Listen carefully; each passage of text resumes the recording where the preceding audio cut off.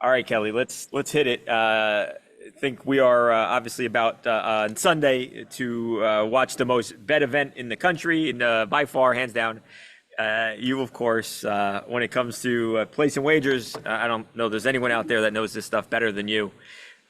If there's someone looking to make a bet, thinking about making a bet, Kelly, what are we at here now? -2 Niners. What are we thinking? What's the advice to the potential wagerers out there?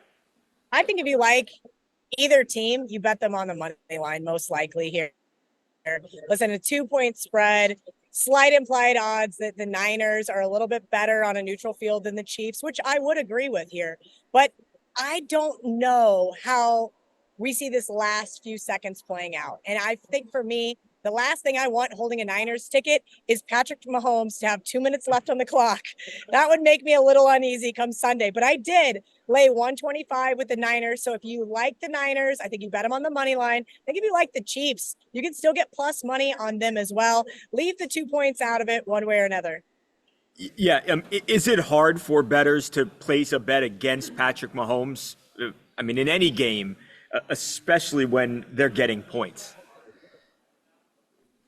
This is so funny you asked me this because I'm sitting here on Radio Row in Las Vegas, and I have not met another person today who likes the Niners like I do. And I think it's very odd when everybody likes the same side. But that is the sentiment I'm hearing.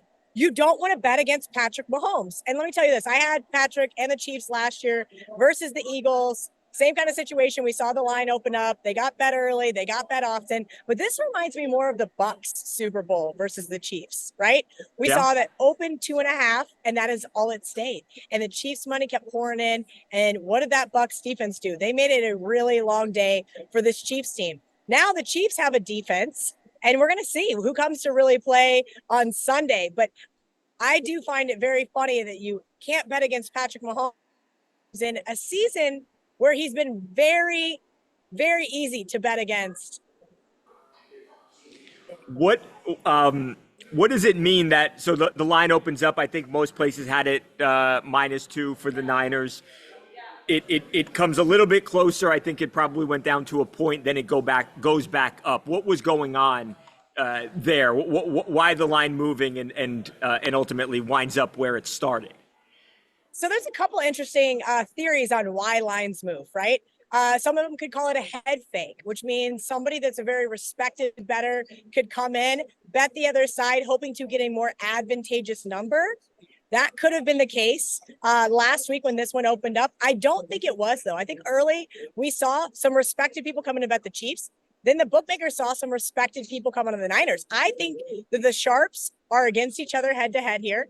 And so the bookmakers are just trying to balance some liabilities, because what a lot of people don't realize when it comes to a 1-game sample size like the Super Bowl, let's not forget some of these casinos have a lot of futures liabilities, right? That means you bet preseason on one of these teams. And I can tell you this right now, the Niners liability is higher for some of the casinos than others, but they need the Chiefs. So they're booking their action to need a certain side here.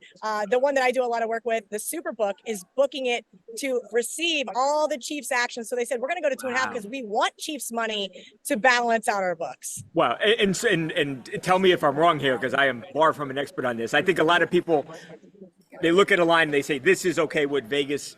This is how they see the game. Not necessarily, right? It is about sort of balancing the money on both sides. And I had no idea that they actually look to older bets, future bets made maybe even before the season, like you said, to try and even out that money. So I think one of the biggest misconceptions about Vegas is they want to balance their books.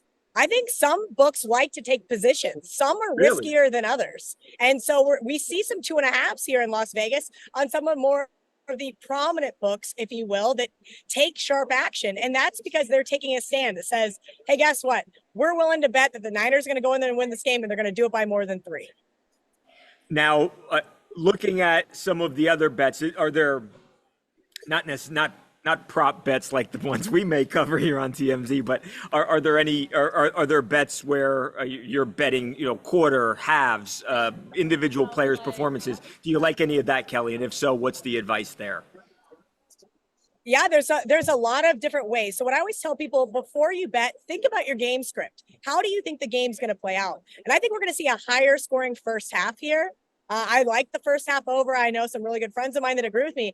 I think the second half is going to be lower scoring. I think we're going to see Steve Spagnuolo's defense step up. We know the Niners defense has been one of the best second half defenses over the last 2 seasons. If you've taken their opponent's team total under in the second half, you have made a lot of money. So I'm kind of looking for a higher scoring first half, a lower scoring second half. I don't have the guts to bet the under on the game. That 47.5 is just right in that wheelhouse where I said, you know what? I'm going to wait till halftime and then I'm going to bet that second half under. Thank you so much, Kelly. And before I let you go, anything that I didn't ask, anything last minute words of wisdom to the people out there? Yeah, last minute words of wisdom, guys. Have fun with it. This is the Super Bowl. It is just a 1 game sample size. Don't go crazy. Don't go spending a bunch of money just because it's the Super Bowl. Go in, put in your fun prop bets. Do not lay any juice on the coin flip. Find one of your buddies at your Super Bowl party who likes the opposite side of you. For example, me and my buddy Chris, he loves tails. I love heads. Do not lay juice on 50-50 propositions.